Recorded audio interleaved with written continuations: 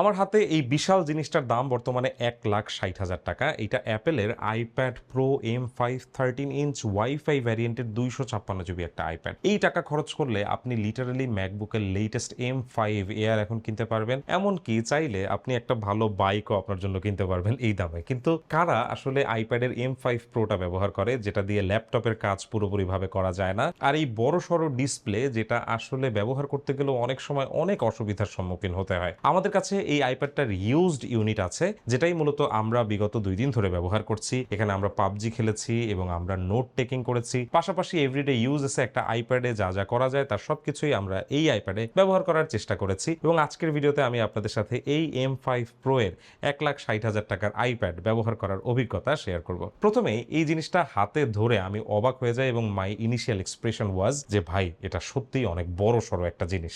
That's what she said.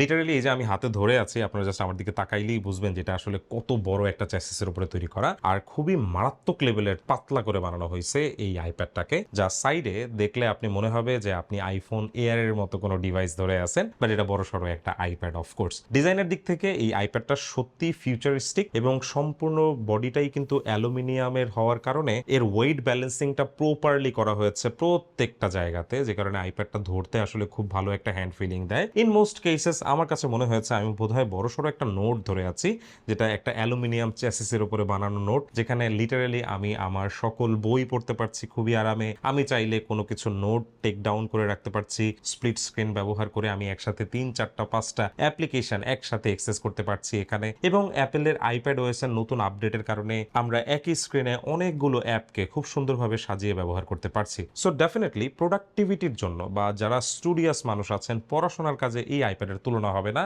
এটা সত্যি একদম স্বাভাবিক ব্যাপার। আমাদের হাতে থাকা এই আইপ্যাডটা হচ্ছে স্পেস ব্ল্যাক কালারের, আর এখানে স্টোরেজ আছে হচ্ছে 256 জিবি। এই আইপ্যাডটার হাইট প্রায় 11 ইঞ্চি এবং এটার প্রস্থ প্রায় 8.48 ইঞ্চি এবং এটার যে থিকনেস তা হচ্ছে মাত্র 5.1 মিলিমিটার। আর এই আইপ্যাডটার ওজন হচ্ছে 569 গ্রাম। সো বুঝতেই পারছেন প্রায় হাফ কেজির বেশি ওজন আছে এটাতে। আইপ্যাডটার চারদিকে 4টা স্পিকার আছে, তাই যে কোনো গান শোনার সময়, ভিডিও দেখার সময় খুবই স্টেরিও একটা সাউন্ড উপভোগ করা যায়। পাশাপাশি এখানে পাওয়ার বাটনটা উপরে আছে এবং সাইডে এখানে ভলিউম রকার আছে, আর নিচের দিকে আমরা এখানে একটি USB-C পোর্ট পেয়ে যাই চার্জিং এর জন্য। আইপ্যাড প্রো M5 এর ডিসপ্লের বেজেল কিন্তু অনেকটাই কমিয়ে ফেলা হয়েছে, যে কারণে আপনি যদি পুরনো আইপ্যাড ব্যবহারকারী হয়ে থাকেন, এই আইপ্যাডটা ধরার পরে আপনার কাছে মনে হবে যে এই ডিসপ্লের বেজেল একদমই নেই বলা যায়। যদিও সাইডের দিকে বেশ মোটা বেজেলই আপনি লক্ষ্য করবেন, বাট আইপ্যাডের সাথে কম্পেয়ার করলে আসলে এই বেজেলটা যথেষ্ট কম। এখানে আলট্রা রেটিনা XDR OLED এর একটা ডিসপ্লে আছে। এখানে ট্যান্ডেম OLED 3 টেকনোলজি ব্যবহার করা হয়েছে। সো ডেফিনেটলি ডিসপ্লে এক্সপেরিয়েন্স কিন্তু দুর্দান্ত এই আইপ্যাডে।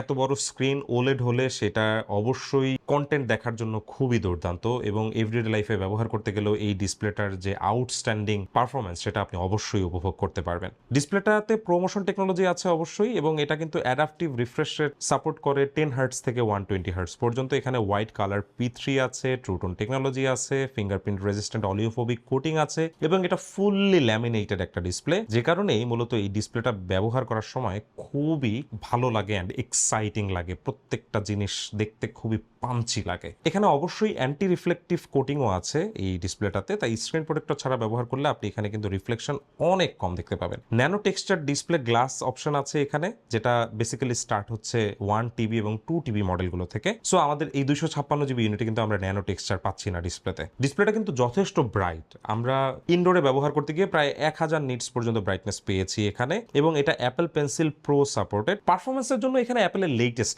M5 চিপ আছে। সো ডেফিনেটলি পারফরমেন্স খুবই দুর্দান্ত হবে এই জিনিসটার। 256 জিবি আর 512 জিবি স্টোরেজ ভ্যারিয়েন্টের জন্য এখানে 9 কোর সিপিইউ আছে, যেখানে 3টা সুপার কোর আছে এবং 6টা এফিসিয়েন্সি কোর আছে।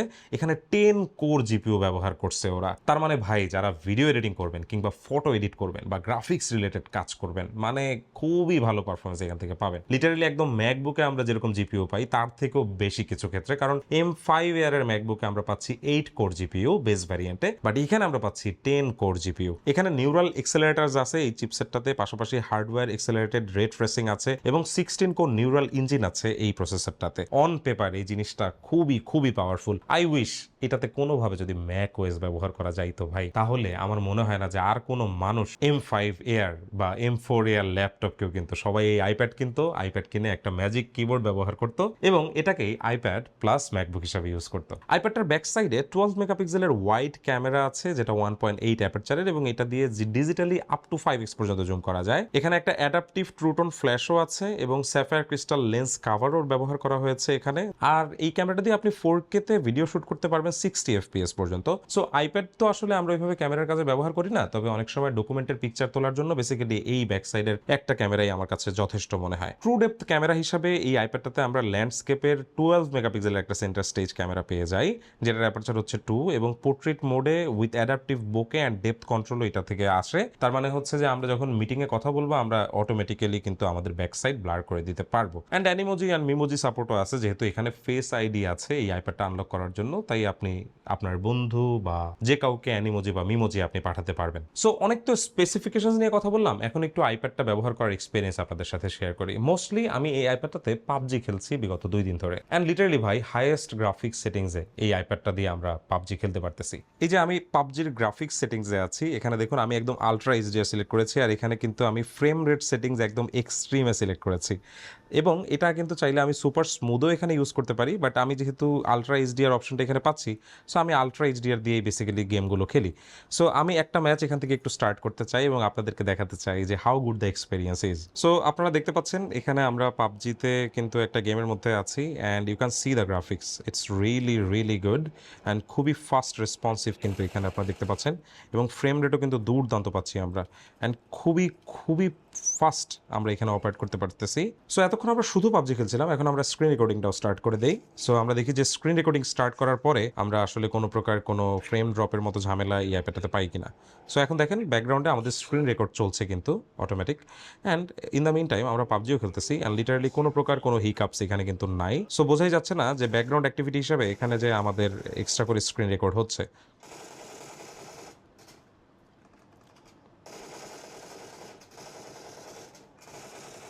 গেম খেলার পাশাপাশি অনেকেই হয়তো এই বড় ডিসপ্লেতে বই পড়ার কথা ভাববেন, আর আপনারা যখন বই পড়বেন আপনারা কিন্তু খুবই ভালো একটা এক্সপিরিয়েন্স এই আইপ্যাড থেকে অবশ্যই পাবেন। খুবই লার্জ একটা ডিসপ্লে আছে এখানে, যে কারণে বইয়ের প্রত্যেকটা পাতা খুব সুন্দরভাবে আপনারা এখানে দেখতে পারবেন। যদিও লেখাগুলো একটু ছোট লাগতে পারে অনেকের কাছে, আপনারা চাইলে কিন্তু এখানে লেখার টেক্সট অ্যাডজাস্ট করে নিতে পারেন অবশ্যই। এই আইপ্যাডটার চার্জিং ব্যাকআপ নিয়েও আপনাকে লিটারালি কোনো প্যারা খেতে হবে না। এখানে 10,290 মিলিঅ্যাম্পের একটা ব্যাটারি আছে অন পেপার, যেটা অনেক বড় একটা ব্যাটারি অবশ্যই, আর ওলেড ডিসপ্লে হওয়ার কারণে ডার্ক মোডে কিন্তু এই ব্যাটারিটা খুবই কম চার্জ ড্রেইন করে। আর এই আইপ্যাডটা ব্যবহার আমরা যতবার করেছি আমরা দেখেছি যে অন অ্যান অ্যাভারেজ প্রায় 8 ঘন্টার মতো অন স্ক্রিন টাইম পাওয়া যায় এই আইপ্যাডটাতে। গেম খেললে অবশ্যই একটু বেশি দ্রুত ড্রেইন করবে, বাট আপনি যদি বই পড়েন বা নোট লেখার কাজে এটাকে ব্যবহার করেন বা কন্টেন্ট কনজামশনের কাজে যদি বেশি ব্যবহার করেন, সে সমস্ত ক্ষেত্রে অনায়াসে এই আইপ্যাডটা থেকে 10 থেকে 12 ঘন্টা অন স্ক্রিন টাইম পাওয়া পসিবল। সো আমার মনে হয় যে যারা আসলে এরকম বড় সড়ো একটা ডিসপ্লে চাচ্ছেন, যেই বড় সড়ো ডিসপ্লেতে আপনি লিটারালি সব ধরনের প্রোডাক্টিভ কাজ করতে পারবেন, it can be video editing. Video এডিটিংটা সরাসরিভাবে আমি বলবো না, কারণ এই অ্যাপের আসলে ভিডিও এডিটিং করার জন্য প্রপার সফটওয়্যার সাপোর্ট নাই। যদিও অ্যাপেল ফাইনাল কাট প্রো রিলিজ করেছে এই আইপ্যাডের জন্য, তবে সেই ফাইনাল কাট প্রোতে এডিটিংটা একটু হ্যাসেল লেগেছে আমার কাছে। বাট এর বাইরে আপনি যদি আসলে এটাকে গেমিংয়ের কাজে ইউজ করেন, কিংবা আপনি যদি বড় একটা ওলেড স্ক্রিন চান, যেই স্ক্রিনটাতে আপনি খুব আরামে বই পড়বেন, কন্টেন্ট দেখবেন, এবং আপনি পারফরমেন্স নিয়ে কখনোই চিন্তা করতে চান না এই ধরনের আইপ্যাডে, তাহলে আমার মনে হয় যে আপনি 1,60,000 টাকা এই আইপ্যাডের পেছনে ইনভেস্ট করতে পারেন। অবশ্যই এটা একটা ভ্যালু ফর মানি ডিভাইস আমি বলবো, and it's a solid investment, কারণ এই জিনিসের দাম আসলে খুব একটা কমে না।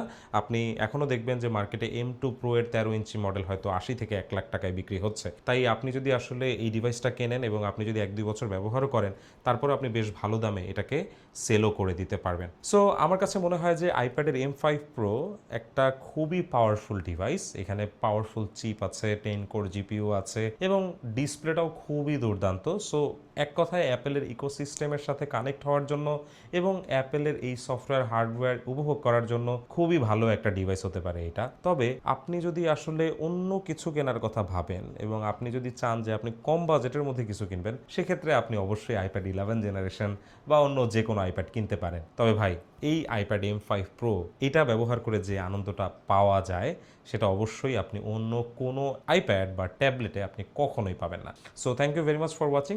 আপনার কাছে এই আইপ্যাড প্রো M5টা কেমন লাগে তা অবশ্যই জানাবেন। আর অ্যাপেল দাম বাড়িয়ে দেওয়ার পরে এই আইপ্যাডটা কি আদতেও আর ভ্যালু ফর মানি আছে কিনা, সেটাও আমাদেরকে একটু কমেন্ট করে জানাবেন। Thank you very much for watching. দেখা হবে পরবর্তী ভিডিওতে। আল্লাহ হাফেজ।